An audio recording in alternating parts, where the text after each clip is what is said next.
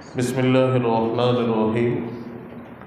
نحمده ونصلی علی رسوله الکریم اما بعد قال اللہ تبارک وتعالی فی القرآن المجید والفرقان الحمید فاعوذ باللہ من الشیطان الرجیم بسم اللہ الرحمن الرحیم یا ایہا الذین آمنوا اطیعوا اللہ واطیعوا الرسول واولی الامر منکم صدق اللہ العظیم سبحان ربک رب العزة عما یصفون وسلام علی المرسلین والحمد للہ رب العالمین اللہم صل علی سیدنا محمد وعلى آل سيدنا محمد وبارک وسلم۔ عزیزان محترم، واجب القدر بزرگوں اور میرے دینی اور ایمانی بھائیوں، السلام علیکم ورحمۃ اللہ وبرکاتہ۔ میرے عزیزوں اور بزرگوں، اللہ تبارک و تعالی نے ہم سب کو یہ جو دنیا کی زندگی عطا فرمائی ہے، یہ بہت قیمتی زندگی ہے، اور یہ اللہ سبحانہ و تعالی نے اپنے فضل و احسان سے ہمیں عطا فرمائی ہے۔ اس قیمتی اور مختصر زندگی میں اللہ تعالیٰ اپنے بندوں کو اپنی رحمت خاصہ سے اور نعمت کاملہ سے نوازنے کے لیے مختلف مواقع عطا فرماتا ہے کہ جن سے ہم اللہ تبارک و تعالیٰ کا قرب حاصل کر سکتے ہیں، جن میں عبادت کر کے اللہ کو راضی کر کے ہم اللہ کا قرب حاصل کر سکتے ہیں اور اپنی نیکیوں میں اضافہ کر سکتے ہیں۔ چونکہ یہ جو امت محمدیہ صلی اللہ علیہ وسلم ہے، جس میں اللہ تعالیٰ نے ہمیں پیدا کیا ہے، اس امت کی عمر کو اللہ تعالیٰ نے سابقہ امت کے لوگوں کی عمروں سے بہت مختصر اور بہت کم کیا ہے، بس چنانچہ عمر بھی بہت تھوڑی دی ہے اور جسمانی طاقت اور قوت بھی پچھلے لوگوں کے مقابلے میں بہت کمزور ہے۔ آج کے اس دور کے اور اس زمانے کے انسان کی عمر کو اگر دیکھا جائے تو جیسا کہ رسول اللہ صلی اللہ علیہ وسلم نے فرمایا کہ میری امت کے لوگوں کو اللہ تعالیٰ نے 60 یا 70 سال کی عمر عطا کی ہے، بس چنانچہ آج انسان کی زندگی کا خاتمہ بس اتنے ہی برس میں ہو جاتا ہے۔ اس سے زیادہ آج کا انسان اور کیا جیے گا؟ اس کے مقابلے میں ہم پچھلے لوگوں کو اگر دیکھیں تو ان کی عمریں کتنی طویل ہوتی تھیں، کوئی 500 سال، کوئی 250 سال، کوئی 300 سال جی رہا ہے، اور اگر قریب ہی کے زمانے کے لوگوں کو اگر ہم دیکھیں تو لوگ 90 سال 100 سال تک جی لیا کرتے تھے، لیکن ابھی فی الحال اس دور میں اگر دیکھا جائے تو 60 اور 70 سال واقعی اگر کوئی جی لیتا ہے تو بہت جی لیا، اور اس میں بھی آپ دیکھیے کہ انسان کی زندگی کا کوئی بھروسہ نہیں، کب کس کو کس حال میں موت آ جائے یہ بھی روز کے حادثات اور واقعات ہم دیکھ رہے ہیں۔ شاید وہ زمانہ ہوتا تھا کہ جس میں نوجوانوں کی موت کی خبریں بہت کم ہوتی تھیں، ناگہانی طور پر کسی کے انتقال کی خبر مل گئی تو ٹھیک ہے۔ آج کل آپ دیکھیے کہ عمر دراز لوگوں سے زیادہ نوجوانوں کی عمر کی خبریں سننے میں آ رہی ہیں۔ یعنی انسان کی زندگی کا کوئی بھروسہ ہی نہیں ہے، کیا سوچ رکھا ہے، کیا ارادے کر رکھے ہیں، سب چیزیں ختم، اور ایک لمحے میں موت آئی اور انسان ختم۔ واقعات، حادثات ہماری نگاہوں کے سامنے ہیں۔ اب ذرا غور کرنے والی بات یہاں پر ہے، میں اپنے عنوان سے تھوڑا سا رک کر آپ سے دو چار باتیں عرض کروں کہ اس میں بڑی کوتاہی خود انسانوں کی طرف سے ہو رہی ہے، کیونکہ اللہ کے رسول صلی اللہ علیہ وسلم نے فرمایا ہے کہ اللہ تعالیٰ نے انسان کو دو عظیم نعمتیں عطا فرمائی ہیں کہ جن سے عام طور پہ لوگ غفلت برتتے ہیں۔ ایک تو نعمت ہے صحت کی، اور دوسری نعمت ہے فراغت کی۔ یہ بہت بڑی نعمتیں ہیں، واقعی اللہ کا ہم جتنا شکر ادا کر پائیں اتنا کم ہے کہ صحت کتنی بڑی نعمت ہے۔ اگر انسان کی صحت سلامت ہے تو سب کچھ ہے، اگر وہ صحت مند ہے، تندرست ہے، تو پھر عبادت بھی ہے اور دوسرے حقوق بھی ہیں۔ اور اگر اللہ نہیں کرے صحت ڈاماڈول ہو جاتی ہے، صحت بگڑ جاتی ہے، تو پھر تو عبادت سے بھی محروم ہے، جس مقصد کے لیے اللہ نے دنیا میں بھیجا اس سے ہی محروم ہے۔ کتنے ہی لوگوں کو آپ دیکھیں کیسے بستروں پہ بیمار پڑے ہیں، دل چاہ رہا ہے کہ 2 رکعت نماز پڑھ لے، لیکن نہیں پڑھ سکتے، جسم اجازت نہیں دیتا، صحت اجازت نہیں دیتی، اٹھنے بیٹھنے سے معذور ہے، سجدہ نہیں کر سکتے، رکوع میں کمر نہیں جھکا سکتے، سجدے سے اٹھ بیٹھ نہیں سکتے۔ کتنی بڑی محرومی، کتنی بڑی محرومی کہ اللہ نے جس عظیم کام کے لیے بھیجا ہے اس عظیم کام سے محروم، نہ نماز پڑھ سکتے ہیں، نہ روزہ رکھ سکتے ہیں، نہ تلاوت کر سکتے ہیں، کچھ نہیں کر سکتے، معذوروں کی طرح بستر پہ پڑے ہوئے۔ تو صحت اللہ کی قیمتی نعمتوں میں سے ایک نعمت، جس کو انسان خود اپنے ہاتھوں سے خراب کر رہا ہے۔ اللہ کے رسول نے فرمایا کہ انسان خود غفلت کی وجہ سے، لاپرواہی کی وجہ سے، بے اعتدالی کی وجہ سے، غلط عادتوں کی وجہ سے، غلط چیزوں کی لت لگانے کی وجہ سے اللہ کی اس دی ہوئی قیمتی نعمت کو برباد کر رہا ہے۔ بہت ساری چیزیں ہیں، بہت سارے عنوانات ہیں جن پر تفصیلی بات کی جا سکتی ہے کہ آج کے دور کا، اس ایڈوانس زمانے کا، اس آدھونک دور کا انسان، جہاں اس نے اتنی ترقی کر لی، اتنی ترقی کر لی کہ یہ زمین سے لے کر، زمین کے نیچے سے لے کر آسمان کے اوپر کی بات کرنے لگا، لیکن صحت کے نام پہ دیکھیں تو یہ کتنا کمزور اور کھوکھلا ہو گیا کہ آج اسے اپنے خود کے ذاتی کام کرنے کے لیے دوسروں کی ہیلپ لینی پڑتی ہے۔ آج اسے خود اپنے کاموں کے لیے گھر میں جو ہے کام کرنے والیاں رکھنے پڑ رہی ہیں، اسے گھر کا کھانا بنانے کے لیے، کپڑے دھلنے کے لیے، جھاڑو اور صفائی کرنے کے لیے۔ پہلے کے زمانے میں تو یہ نہیں ہوتا تھا، لوگ خود اپنا کام کرتے تھے، اور اتنی ہمت ہوتی تھی کہ دوسروں کے کام کر دیا کرتے تھے۔ حضرت ابوبکر صدیق رضی اللہ تعالیٰ عنہ کی زندگی آپ دیکھیے کہ امیر المومنین خلیفۃ المسلمین ہیں، اور آپ ایک بوڑھی عورت کے گھر کا جا کے کام کر رہے ہیں، اور کیا کام کر رہے ہیں کہ صفائی کر رہے ہیں، گھر کا پانی بھر رہے ہیں۔ اور آج انسان کو اللہ تعالیٰ نے 2 پیسے سے نواز دیا تو وہ اپنا اسٹینڈرڈ دکھانے کے لیے سب سے پہلا کام کیا کرتا ہے کہ میرے گھر میں کام کرنے والی آنی چاہیے۔ میرا اسٹینڈرڈ شو کیسے ہوگا، میں پیسے والا شمار کیسے ہوں گا کہ میرے گھر میں تو کام کرنے والی کوئی نہیں ہے، تو کام کرنے والا رکھتا ہے وہ اپنے خود کے کام کے لیے، اس کو پانی کا گلاس خود بستر پہ اور صوفے پہ چاہیے۔ کتنی معذوری! اور آپ پہلے کے زمانے کے لوگوں کو آپ دیکھیے کہ وہ کنویں سے پانی کھینچ رہے ہیں،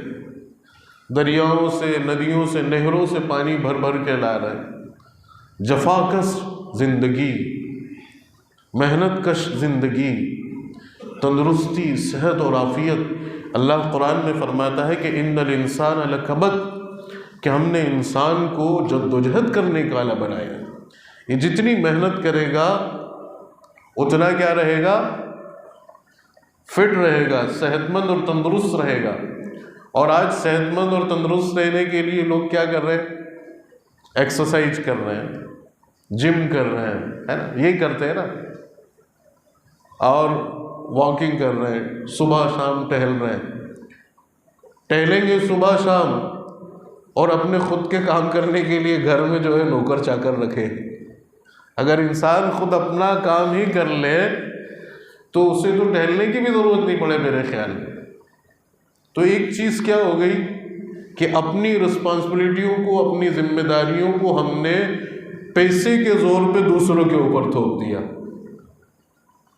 ہم اتنے معذور ہو گئے، اتنے معذور ہو گئے کہ گھر کے باہر ایک پودا لگانا ہے تو اس پودے کو لگانے کے لیے ایک چھوٹا سا 1.5-2 فٹ کا گڑھا کھودنے کے لیے بھی ہمیں جو ہے مزدور چوراہے پہ جانا پڑتا ہے، اور وہاں سے جو ہے مزدور کو پکڑ کے لانا پڑتا ہے۔ لیکن آپ یہ مت سمجھیے کہ آپ پیسے والے ہیں تو گاڑی پہ بیٹھ کے کسی مزدور کو لے کے آ گئے، آپ اس سے زیادہ محتاج ہیں۔ ہمارے استاد کہتے تھے کہ ایک شخص صحت مند اور تندرست وہ جو کام کر سکتا ہے،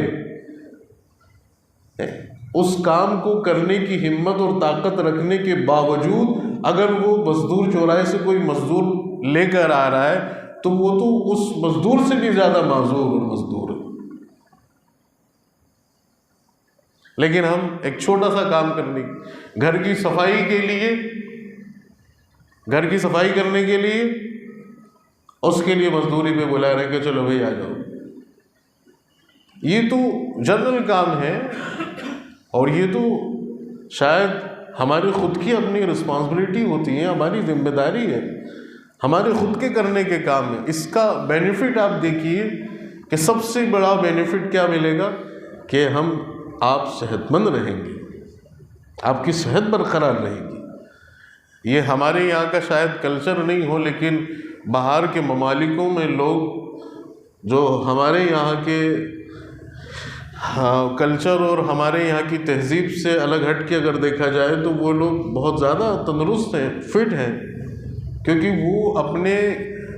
ذاتی کام خود کرتے ہیں۔ تو ایک چیز کیا ہوئی، اپنے خود کے ذاتی کام کو ہم نے دوسروں پہ تھوپ دیا، ہم معذور ہو گئے اور ہم نے خود بیماریوں کو دعوت دے دی۔ اب محنت نہیں کرنے کی وجہ سے سب سے بڑی بیماری جس کو آنکا ہی نہیں جاتا، آپ اگر پوچھا جائے کسی سے کہ بھائی 2 4 5 بیماریوں کے نام بتائیں تو فوراً بتا دیں گے صاحب آج کل ہارٹ اٹیک ہے، بلڈ پریشر ہے، تھائرائیڈ ہے نا، یہ اس طرح کی یہ بیماریاں ہیں۔ لیکن میں کہتا ہوں کہ ایک سب سے بڑی بیماری جس کو ہم سمجھ ہی نہیں رہے وہ ہے سستی اور کاہلی۔ جس نے اپنے آپ کو سست بنایا، کاہل بنایا، اس نے 1000 بیماریوں کو دعوت دی، اور وہ یہ ایک بیماری ساری بیماریوں کا دروازہ کھول دے گی۔ ایک بیماری ساری، پھر وہاں سے آپ کو جو ہے شوگر بھی ہو جائے گی اور بلڈ پریشر کی بھی بیماری ہو جائے گی، ڈپریشن بھی ہو جائے گا، اور آپ کا ڈائجیشن بھی خراب ہو جائے گا، اور آپ کا جو ہے آپ کا ہارٹ بھی جو ہے کام کرنا صحیح بند کر دے گا۔ ساری تو یہ بیماری ہے۔ اللہ قرآن میں کیا کہہ رہا ہے؟ یہ تو صحت پہ بات ہو رہی ہے، آج نماز اور روزے پہ بات نہیں ہو رہی۔ اللہ خود قرآن میں کہہ رہا ہے کہ ہم نے انسان کو جفاکش بنایا، محنت کش بنایا، محنتی بنایا۔ آپ دیکھیں پچھلے انبیاء علیہ السلام کی زندگیاں کہ اللہ تبارک و تعالیٰ نے ان سے بکریاں چروائی۔ اتنی عظیم شخصیات جن کو انسانیت کی ہدایت کے لیے اللہ نے بھیجا ہے، جن کا ایک ایک عمل انسانوں کی فلاح اور بہبود کا ذریعہ اور سبب ہے، انبیاء علیہ السلام بکریاں چرا رہے ہیں۔ آپ مجھے بتائیں، غور کریں ذرا سا کہ محنت، آج ہم محنت اس لیے کرتے ہیں کہ بھائی 2 پیسے کما لیں، اور 2 پیسے کمائیں گے تو گھر کا گزر بسر ہوگا اور زندگی اچھی گزرے گی۔ صحت کے نام پہ محنت کہیں بھی نہیں ہے۔ انبیاء علیہ السلام کی تو روزی کا کوئی مسئلہ ہی نہیں ہوتا۔ اللہ تبارک و تعالیٰ جب ہم جیسے نالائقوں کو کھلا رہا ہے تو وہ تو اس کے برگزیدہ بندے، اور وہ بھی اللہ نے کر کے دکھایا کہ دیکھیے حضرت مریم علیہ السلام، قرآن کہتا ہے کہ اللہ تبارک و تعالیٰ نے آپ کے خود کے حجرے کے قریب میں جو ہے موسم سے ہٹ کے پھلوں کا انتظام کر دیا۔ یہ بھی اللہ کی قدرت رہی۔ حضرت یونس علیہ السلام کو اللہ نے مچھلی کے پیٹ میں زندہ رکھ دیا، تو یہ بھی اللہ کی قدرت ہے۔ لیکن اللہ انبیاء علیہ السلام کی زندگیوں سے ہمیں یہ پیغام دلوا رہا ہے کہ یہ بھی انسان کی زندگی کا ایک حصہ ہے۔ صحت اللہ کی قیمتی نعمت ہے، تو سب سے ضروری اور اہم کام تو کیا ہو گیا کہ جتنا ہو سکے ہم جو ہے اپنے آپ کو تھوڑا محنت کش بنائیں، محنت کرنی شروع کریں ہم۔ دوسری چیز ہے، انسان آج کل غذاؤں کا بھی بڑا مسئلہ ہے۔ کھانے پینے کی جو چیزیں آ رہی ہیں کوئی بھروسہ، کوئی یقین نہیں کہ کون سی چیز پیور ہے اور کون سی چیز ملاوٹی۔ ہر چیز ملاوٹی، ہر چیز کے اندر ملاوٹ آ رہی ہے۔ تو اس چیز کے بارے میں بھی ہمیں سوچنا چاہیے کہ کون سی غذا ہمیں کھانی ہے، کون سی غذا ہمیں نہیں کھانی ہے۔ کون سی غذا جو ہے تو حلال اور جائز، لیکن وہ پیور اور خالص نہیں ہے، اس کی وجہ سے ہم خود بیماریوں کو دعوت دے رہے ہیں۔ ہم خود جو ہے بیماریوں کو دعوت دے رہے ہیں۔ مثال کے طور پہ خاص طور سے ہماری مسلم کمیونٹی کے کھانے، چاہے وہ ذات برادری کے شادی بیاہ کے کھانے ہوں یا ہمارے گھروں کی ڈشیں ہوں، آپ دیکھ لیجئے کہ ان کے اندر کس قدر مرچ مسالہ اور آئل کا، تیل کا استعمال، کہ بغیر تری کے سالن اچھا نہیں لگتا۔ وہ زہر کھا رہے ہیں ہم، یا واقعتاً زہر کھا رہے ہیں۔ آپ جو ڈاکٹر حضرات سے رجوع کریں، جو صحت کے ماہر لوگ ہیں ان سے رجوع کریں۔ اللہ کے رسول صلی اللہ علیہ وسلم کے زمانوں کے کھانے کو اگر آپ دیکھیں تو وہ کیسے عام اور سادہ کھانے ہوتے تھے جس سے صحت برقرار رہتی تھی۔ ہمارے یہاں آپ دیکھیں کہ بغیر، جب تک وہ دیگ کے اندر، بھگونے کے اندر اوپر جو ہے وہ 1.5 انچ کی تیل کی پرت نہیں دکھے گی تو اس کو تو وہ اچھا سالن ہی نہیں سمجھا۔ اخنیاں اور بوٹیاں اپنی جگہ ہیں، لیکن تیل، مرچ مسالے کی سرخی، کس قدر یہ کھانے، کوئی شریعت آپ کو یہ نہیں کہہ رہی کہ یہ حرام اور ناجائز ہے، لیکن چونکہ اس سے آپ کی صحت پر اثر پڑ رہا ہے تو یہ اسی طرح ہے جیسے ناجائز چیزیں ہیں۔ آپ کو اگر آپ کی صحت کو خراب کر رہی ہیں تو ان چیزوں کا بھی یہاں پہ خیال رکھنا چاہیے۔ ان چیزوں کے استعمال میں بھی بہت احتیاط کے ساتھ اور خیال کے ساتھ اور اعتدالی کے ساتھ آگے بڑھنا چاہیے۔ ایک چیز تو یہ ہو گئی، اب اس پہ آپ جو ہے غور کرتے جائیں کون کون سی چیزیں ہیں۔ ہر چیز کی تفصیل نہیں بیان کی جا سکتی اس مختصر وقت میں۔ اور اگلی چیز جو ہے وہ خود انسان کو اللہ تعالیٰ نے سمجھدار بنایا، ذوی العقول بنایا، اشرف المخلوقات بنایا ہے۔ ایک جانور تو واقعی لاشعور ہے کہ اس کے پاس، بیچارے کے پاس شعور نہیں ہے، لیکن انسان خود اس جانور سے زیادہ بدتر اپنے آپ کو بنانا ہے۔ کیسے؟ کہ وہ خود جن چیزوں کے اوپر لکھا ہوا ہے کہ یہ انسانی صحت کے لیے ہانیکارک ہے، ان چیزوں کا استعمال کرے۔ گٹکا کھانا، سگریٹ پینا، پاؤچ کھانا، بھئی کتنی گندی چیز ہے، کتنی گھاوڑ چیز ہے، صحت کو کس قدر برباد کرنے والی چیز ہے۔ آپ دیکھیے کہ انسان کے کھانے کی جو غذا ہے، انسان کو اللہ تعالیٰ نے مانساہاری بھی بنایا ہے اور شاکاہاری بھی بنایا ہے۔ یہ ویجیٹیرین بھی ہے اور نان ویجیٹیرین بھی ہے۔ گوشت بھی اس کی غذا میں ہے ہے نا، اور سبزی بھی اور دوسری چیزیں بھی اس کے غذا میں ہیں، دونوں چیزیں کھاتا ہے۔ جانور آپ دیکھیں کہ کچھ جو ہے وہ گوشت خور جانور ہیں اور کچھ جو ہے وہ گھاس اور پھوس کھانے والے جانور ہیں۔ آپ ایک مثال کے طور پہ بکری لے لیجیے، بکری گیہوں کھا لے گی، سبزی کھا لے گی، پتے کھا لے گی، فروٹ کھا لے گی، کیلا کھا لے گی۔ آپ اس بکری کے آگے تمباکو رکھیے، اس کے آگے آپ اپنا بہترین وہ پان بہار جو لہراتے ہوئے یوں کھاتے ہیں نا، وہ پان بہار کا پیکٹ، وہ پاؤچ رجنی گندھا رکھیے، اور وہ بکری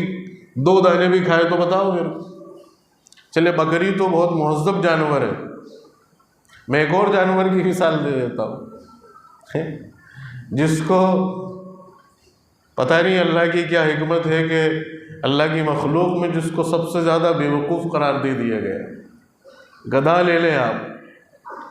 پتہ نہیں کیا بیچارے نے جرم کیا ہوگا،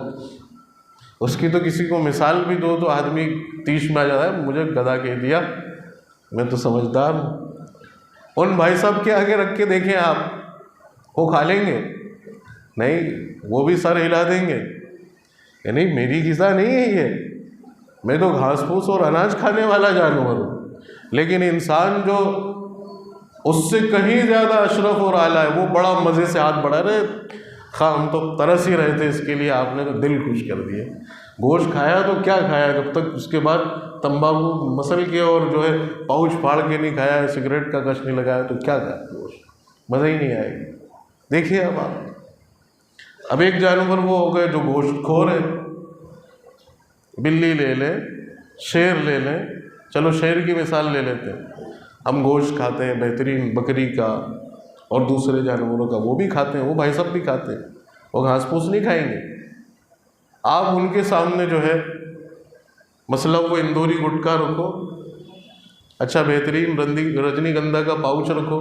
کھا لے گا شیر؟ بلی کھا لے گی؟ نہیں، نکار کے چلی جائے گی، نہیں میری غذا ہی نہیں ہے، مجھے تو اللہ نے گوشت خور بنایا ہے، وہ عظیم، لیکن انسان اس سے زیادہ گھابڑ ہو گیا۔ برا مت ماننا، بہت سارے لوگ ہیں کھانے پینے والے، لیکن میرا فرض ہے، میں نہیں بتاؤں گا تو کون بتائے گا؟ کون آپ سے کہے گا؟ دوسرے تو کھلائیں گے،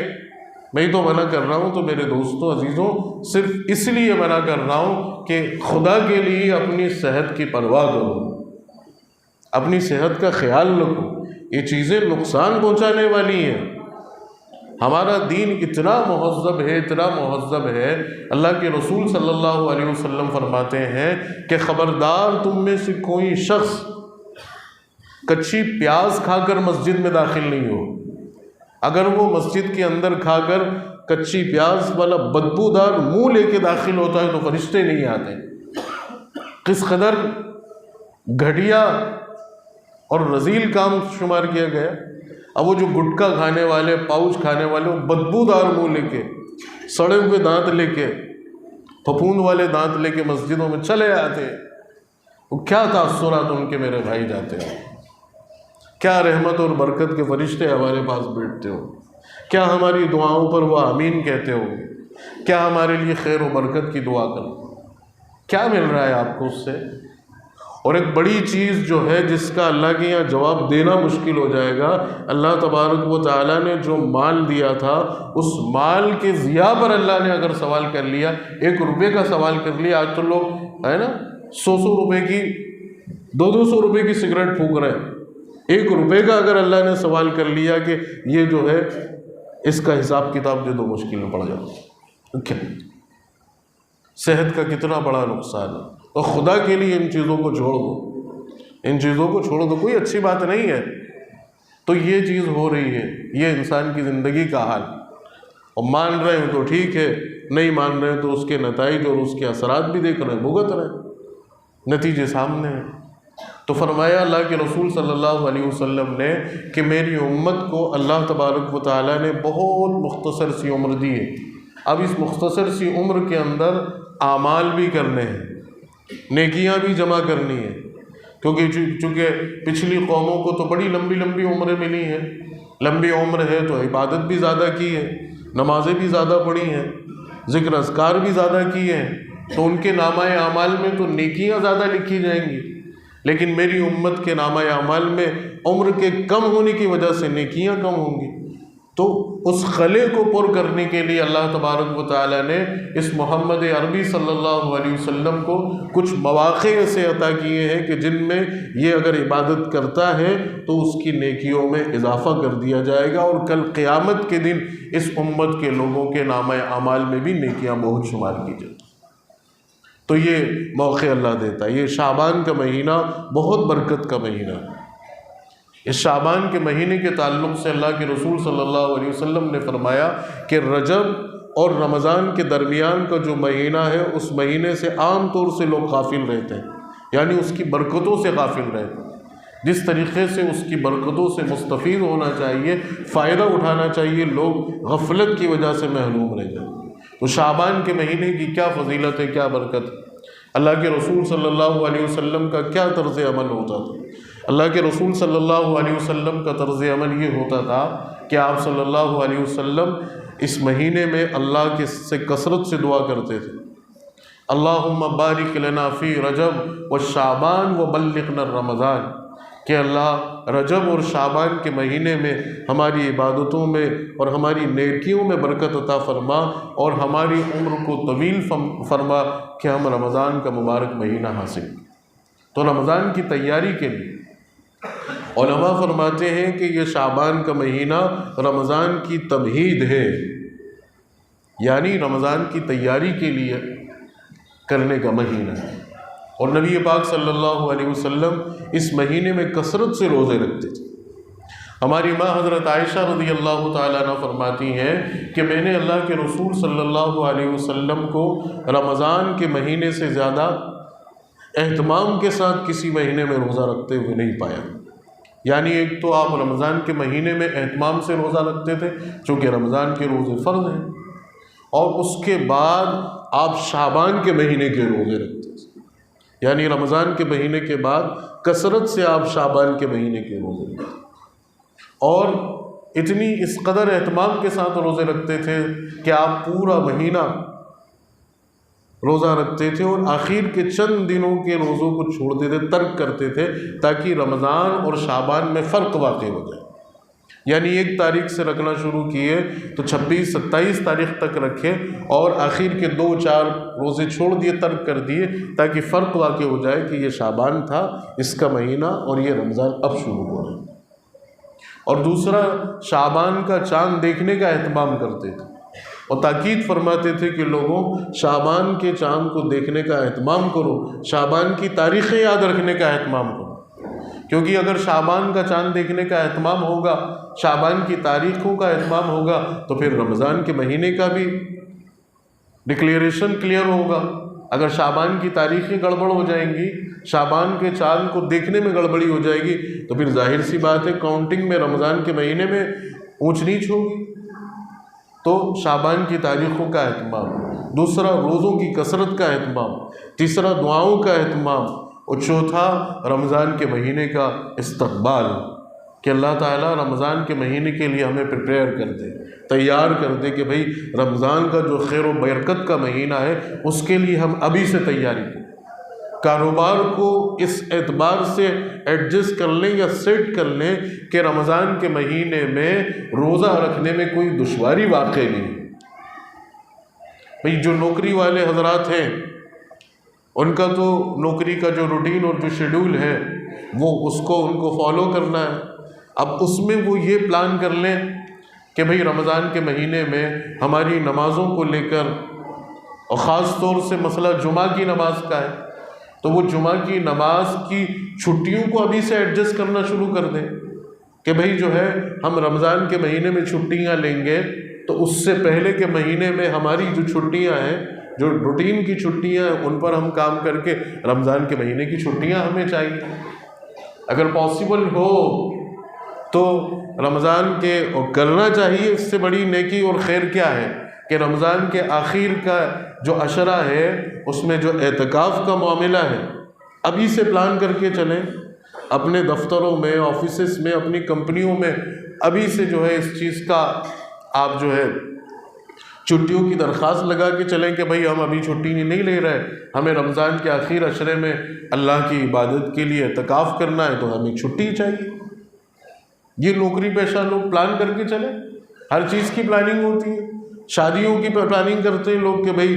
دسمبر کے مہینے میں آخری تاریخوں میں شادی ہے تو اس کی چھٹیوں کا شیڈول بنا کے، تو رمضان کی بھی اس طرح ہم کرتے ہیں یا نہیں کرتے ہیں؟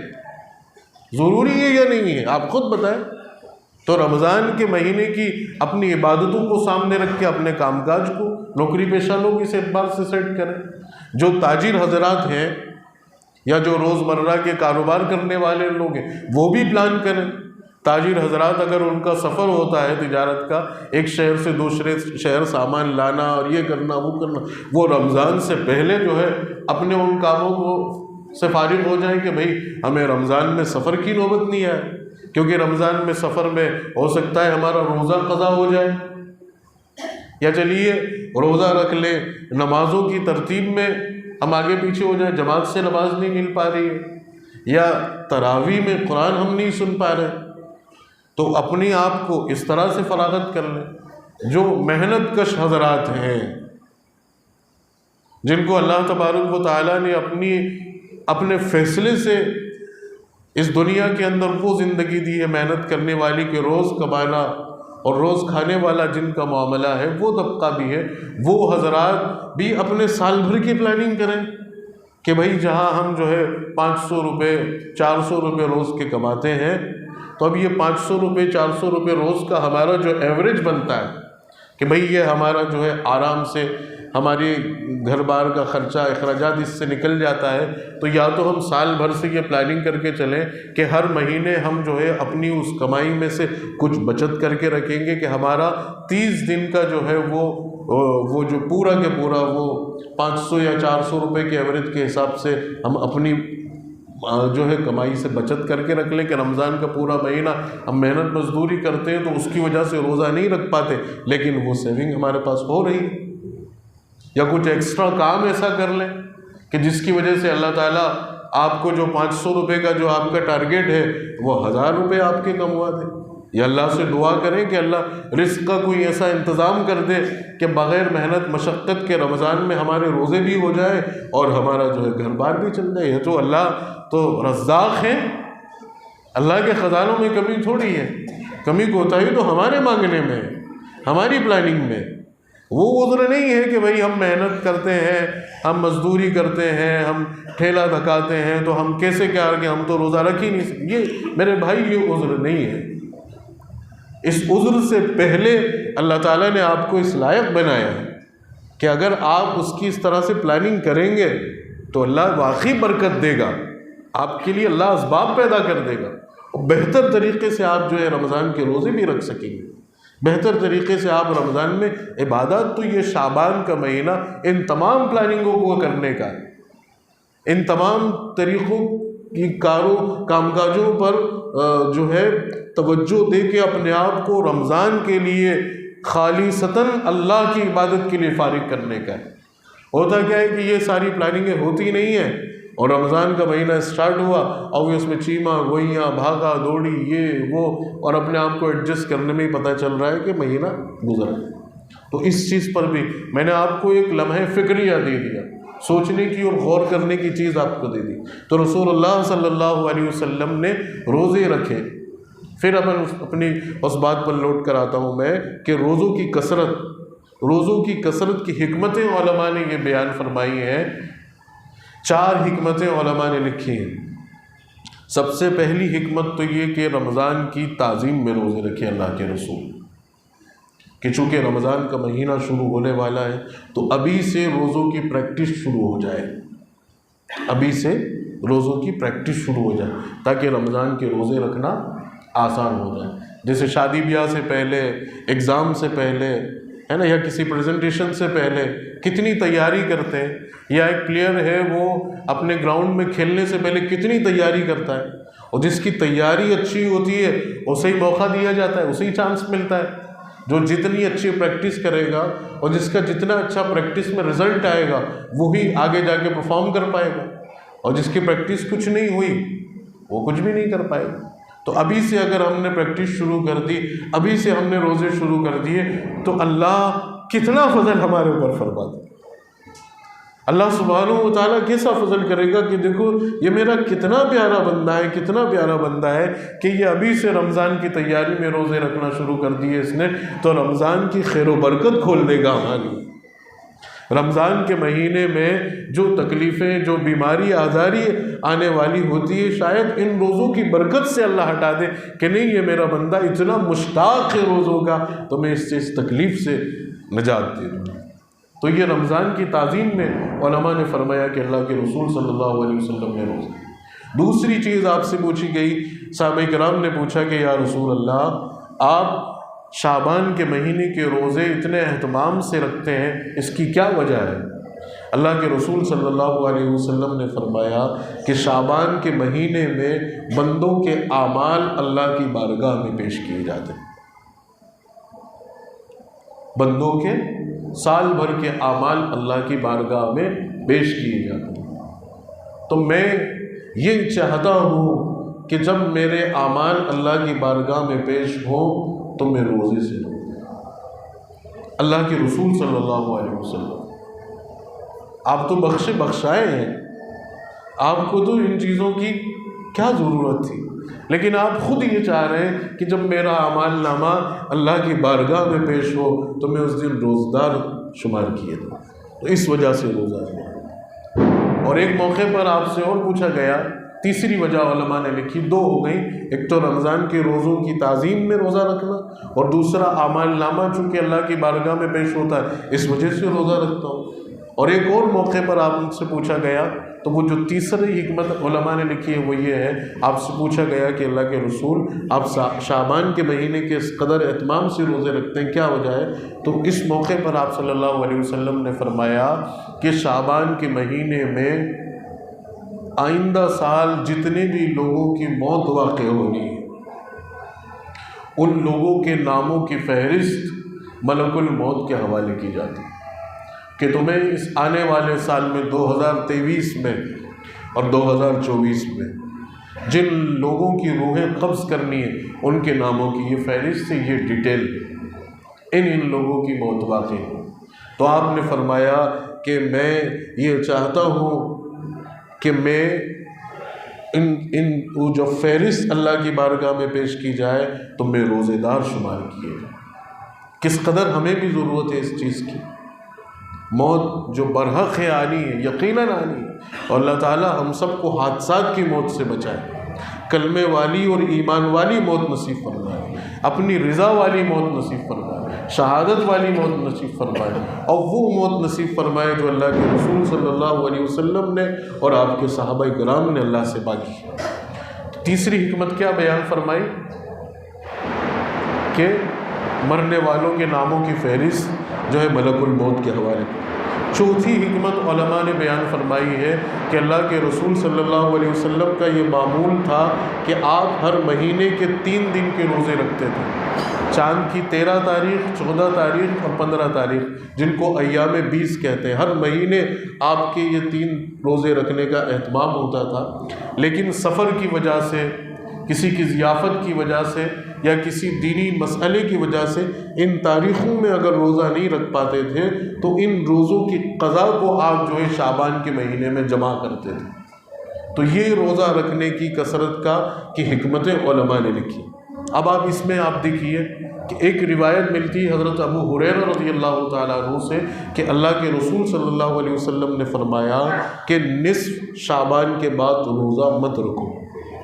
یعنی کس قدر ہمارا خیال، ایک تو آپ نے عمل کر کے دکھایا اور دوسرا اپنے امتیوں کا کس قدر آپ نے خیال رکھا کہ یہ ساری چیزیں سن کر جن کو اللہ کو راضی کرنے کا شوق ہوگا، جن کے نزدیک آخرت ان کی منزل مقصود ہوگی، یقیناً ان کے اندر شوق پیدا ہوگا اور وہ لوگ اٹھ کھڑے ہوں گے اور روزہ رکھنا شروع کر دیں۔ ایسے بھی اللہ کے نیک اور صالحین بندے ہیں جو عمل کرتے ہیں، ان کا کتنا خیال اللہ کے رسول نے فرمایا کہ یہ بھی آپ نے فرما دیا کہ نصف شعبان کے بعد روزہ مت رکھو۔ اس میں علماء نے اس حدیث کی تعویل میں یہ لکھا ہے کہ یہ آپ کا ارشاد ان لوگوں کے لیے ہے کہ جو جسمانی طور پر کمزور ہیں اور روزے رکھنے کی وجہ سے ان کی صحت میں کمزوری واقع ہو رہی، تو ان سے کہا کہ اب روزوں کو بریک کر دو، تاکہ اب یہ 15 دن جو شعبان کے بعد کے ہیں اس میں تم اپنے آپ کو ریفریش کر لو، صحت مند ہو جاؤ، تاکہ پھر رمضان کا جب مہینہ شروع ہو تو ایک ریفریشنس کے ساتھ تمہارے روزے پھر اسٹارٹ ہو۔ اتنا خیال ہمارا اللہ کے رسول صلی اللہ علیہ وسلم۔ تو ایک فائدہ یہ، دوسری چیز یہ ہے، وہ علماء بیان کرتے ہیں کہ اللہ کے رسول کی اس سنت کو ہمیں زندہ کرنا چاہیے۔ عموماً روزوں کو رمضان سے ہی جوڑا جاتا ہے، لیکن یہ شعبان کے مہینوں میں بھی روزہ رکھنا کا اہتمام شروع کرنا چاہیے۔ اللہ کے بندے روزہ رکھنا شروع کریں اور اللہ تعالیٰ سے دعا کریں کہ اللہ ان روزوں کی برکت سے، رمضان کے مہینے کی فضیلتوں سے اور رمضان کے مہینے کی برکتوں سے ہمیں مستفیض فرما۔ اللہ تعالیٰ ہم سب کو عمل کی توفیق نصیب فرمائے۔ وآخر دعوانا ان الحمد للہ رب العالمین۔